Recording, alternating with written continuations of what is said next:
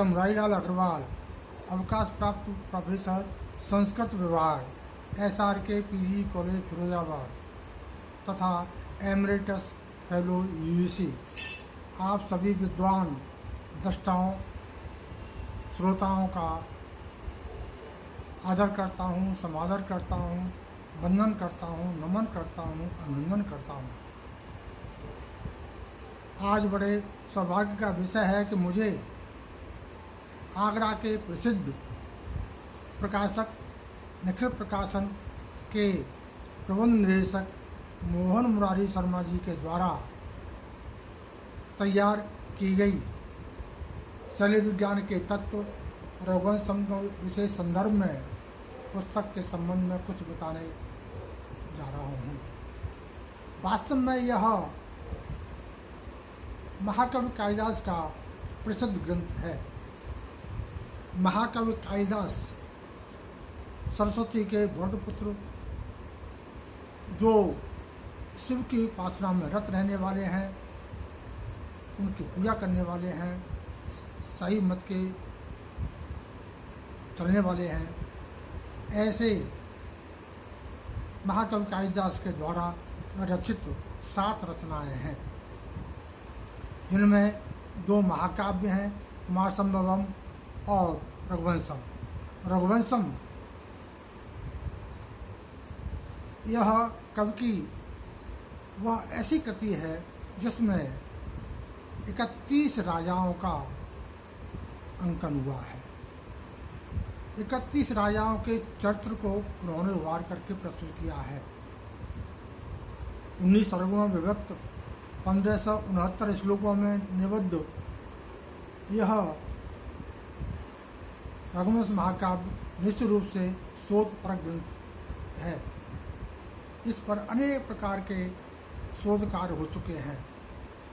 एक पक्ष जो कि व्यावहारिक पक्ष कहलाता है, प्रायोगिक पक्ष कहलाता है, उनमें से शोधक के लेखक के मन में संकल्प हुआ कि इस रघुवंश महाकाव्य के ऊपर अनेक प्रकार के कार्य हो चुके हैं, लेकिन सघन परीक्षण के मापक शैली विज्ञान पर अभी तक कोई कार्य नहीं हुआ है। इसलिए लेखक ने अपने शोध का विषय शैली विज्ञान के तत्व रघुवंशम के विशेष संदर्भ में यह शीर्षक रखा और उसे सफल करने में ईश्वर की कृपा से सफल हुआ।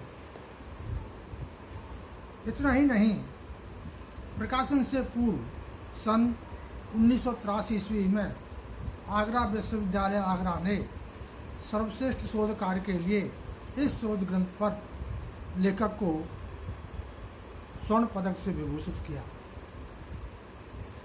उसके पश्चात प्रबंध निदेशक श्री मोहन मुरारी शर्मा द्वारा इसको प्रकाशित करके साहित्य जगत में जो कल्याण किया है, अध्येताओं के लिए, शोधकर्ताओं के लिए निश्चित ही अनुकरणीय है।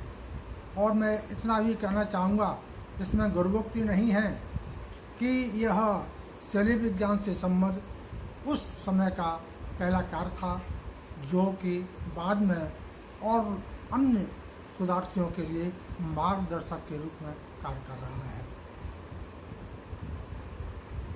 शैली विज्ञान का शैली शब्द शील शब्द से बना है, अर्थात शील शब्द से शैली की उत्पत्ति हुई है।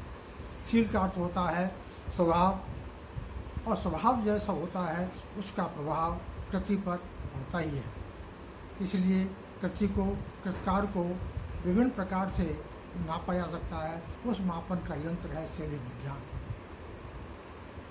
शैली विज्ञान से पूर्व प्राचीन काल में प्राचीन काव्य शास्त्र का भी प्रचलन था और उसके अंतर्गत सब अध्ययन हुआ करते थे। लेकिन शैली विज्ञान के प्रमुख तत्व 4 हैं। उनमें से पहला है चयन, विचलन, समानांतरता, सादृश्य विधान। इसके अलावा और भी हैं, शैली चिन्ह आदि। लेकिन लेखक का मानना है कि कृतकार अपने कृति की रचना करते समय शब्दों का चयन तो करता ही है। अभिव्यक्ति के लिए चयन तो आवश्यक है ही है। कौन सा शब्द कहाँ पर प्रयोग करना है उसके लिए बहुत आवश्यक है। अभी उसकी प्रभुता संप्रभुता स्पष्ट हो पाती है, उसका प्रतिभा स्पष्ट हो पाती है। एक उदाहरण देता हूँ चयन का। गौ सेवा के संदर्भ में जब वो सिंह ने राजा के ऊपर आक्रमण कर दिया और राजा ने तरकस से उठाने के लिए प्रयास किया, धनुष को निकालने का प्रयास किया, लेकिन वो चिपक गया क्योंकि वह शंकर के दूत है। वो कहा भी कि मैं शंकर का दूत हूँ, इसलिए मेरा तुम कुछ नहीं बिगाड़ सकते। ऐसी दृष्टि से फिर वह मनुष्य की बारे में बोला कि हे राजन, देखिए तुम मेरा कुछ नहीं कर सकते। वैसे तो तुम महीपाल कहलाते हो, महीधनपाल, महीपाल, पूरी पृथ्वी के पालक कहलाते हो, लेकिन एक छोटी सी गाय की रक्षा नहीं कर सके। तो उसने हाथ जोड़कर निवेदन किया कि महाराज, जो आपकी इच्छा है वो मैं करने को तैयार हूँ, लेकिन गाय को छोड़ दीजिएगा। वो नहीं, मैं भूखा हूँ और मेरी भूख मिटाने के लिए कोई साधन चाहिए। तो उन्होंने कहा ठीक, मैं साधन बन जाता हूँ, मुझे खा करके, मेरा भक्षण करके आप अपनी भूख मिटाइए। जैसे ही वह नीचे को मुंह करके खड़े हुए, ऊपर से प्रसन्नता के लिए देवता ने फूल को वर्षा कर दी और सारा वातावरण प्रसन्नमय हो गया। तब सिंह के रूप में जो शंकर जी थे उन्होंने कहा कि जाओ, मैं तुम्हारी तपस्या से प्रसन्न हूँ और तुम जाओ। इसके पश्चात शाम को वशिष्ठ आश्रम में आए और वहाँ पर बछड़ा अपनी गाय के लिए अपनी माँ का इंतजार कर रहा था। उधर सुदक्षिणा राजा और गाय दोनों की प्रतीक्षा में रत थी। तो उन्होंने सारा वृत्तांत गुरु वशिष्ठ जी को बताया और बताने के पश्चात बड़े प्रसन्न हुए। तब उसके पश्चात नंदिनी ने प्रसन्न होकर के अपने दूध की बूंद दोने में दी और उसको उन्होंने जब पिया तो उसके पश्चात आशीर्वाद लेकर के अपने राजधानी पहुँचे। राजधानी पहुँचने के बाद वे अपना कार्य संचालन कर रहे थे। इतने में उनकी पत्नी सुदक्षिणा गर्भिणी हुई और पुत्र प्राप्ति हुई। यह है उनकी तपस्या का प्रभाव, तपस्या का फल। इसी प्रकार से एक और उदाहरण मिलता उदारता का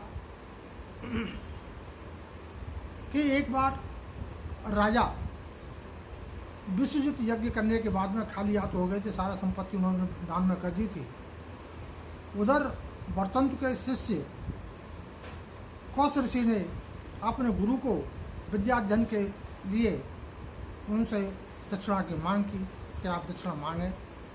तो उन्होंने, गुरु ने कहा कि तुम्हारी सेवा ही मेरी दक्षिणा है। फिर भी बहुत जिद पर अड़ गए और उन्होंने बड़े कठोर भाव से कहा कि जाओ, मैंने तुम्हें नहीं मानते हो, मैंने तुम्हें 14 विद्या सिखाई हैं, तो 14 करोड़ सोने की मुद्रा ला करके दो। क्योंकि गुरु का कथन था, उसे पूरा करना ही था। तो वे संसार में प्रसिद्ध राजा रघु के यहाँ गए। उधर रघु ने उनका स्वागत किया और वह स्वागत क्या था कि वह राजा शब्द उनके शेष रह गया था, सब कुछ दान कर बैठे थे और वह केवल मिट्टी के घड़े में, मिट्टी के पात्र में जल लेकर खाए थे। उसे देख करके वे मन सोचने लगे कि इस राजा से अब मैं क्या मांगूं, क्योंकि मेरी दक्षिणा भी बहुत है। फिर भी वो समझ गए कि यह क्यों जा रहे हैं लौट करके। उन्होंने कहा नहीं, ऐसा नहीं हो सकता, क्योंकि मेरे यहाँ से लौट करके जाना यह मेरा अपयश है, संसार में लोग क्या कहेंगे, इसलिए आप यहाँ यज्ञशाल में विश्राम कीजिए और मैं आपके धन की व्यवस्था करता हूँ। उन्होंने आदेश दिया कि जाओ, मेरा रथ तैयार किया जाए, मैं सवेरे ही कुबेर पर आक्रमण करूँगा और उनकी धन की व्यवस्था करता हूँ। शाम को जाकर के अपने रथ पर जैसे ही सोने को तैयार थे, उद्यत हो गए, वैसे ही सैनिकों ने आकर सूचना दी कि महाराज कोष पूजा से भर गया है। इसे सुनकर के प्रसन्नता हुई, आश्चर्य हुआ और वो समझ गए कि ये किसके प्रभाव की वजह से हुआ है।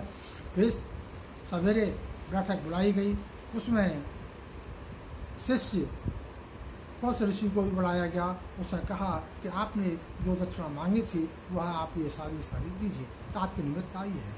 वह कितने संतोषजनक थे, संतोषी थे कि उन्होंने भी अपनी उतनी ही दक्षिणा ली जितने की उनको देनी थी। लेकिन राजा की उदारता देखिए, राजा ने कहा नहीं, यह तो केवल आपके निमित्त ही आई है और आपको ही ले जानी पड़ेगी। इस दृश्य को देख करके अयोध्या की जनता बड़ी प्रसन्न भी हो रही थी और बड़ी सोच रही थी कि देखिए, एक तरफ तो संतोषी आदमी है और दूसरी तरफ राजा है जो कि मांगने से ज़्यादा दे रहे। यह रही उस समय के राजा रघु की उदारता, दानशीलता। अब बात आती है हम जो मुख्य विषय है हमारा कि शैली विज्ञान के तत्व। शैली विज्ञान के तत्व में जैसे मैंने बताया अभी 4 हैं और कवि हर समय अपनी कृति को लिखने से पहले वह चयन करता है, चाहे वह पदों का चयन हो, चाहे सर्वनाम पदों का चयन हो, चाहे विशेषण पदों का चयन हो, चाहे क्रियापदों का चयन करता है।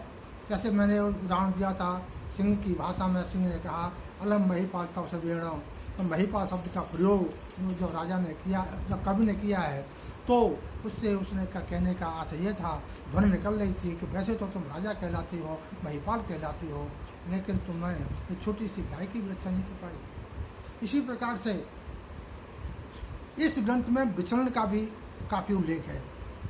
विचलन जो लीक से हट करके, डेविएट होकर के कुछ प्रयोग किए जाते हैं, जैसे मैंने स्पर्श किया और मैंने छुआ, दोनों का अर्थ एक है लेकिन लीक से हट करके है।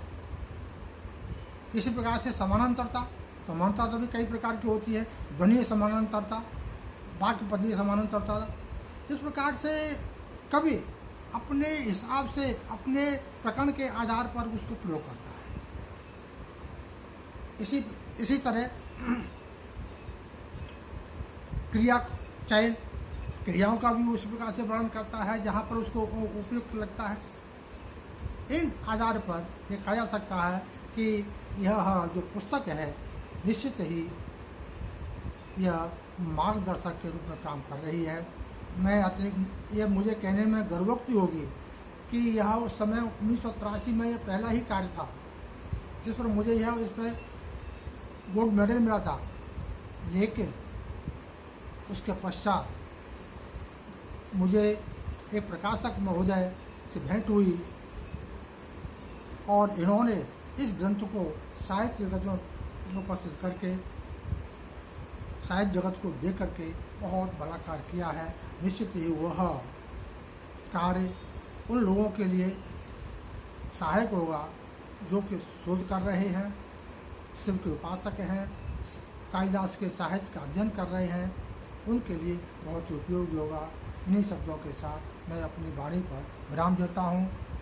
सबको नमन करता हूँ, सबको प्रणाम करता हूँ। जय भारत।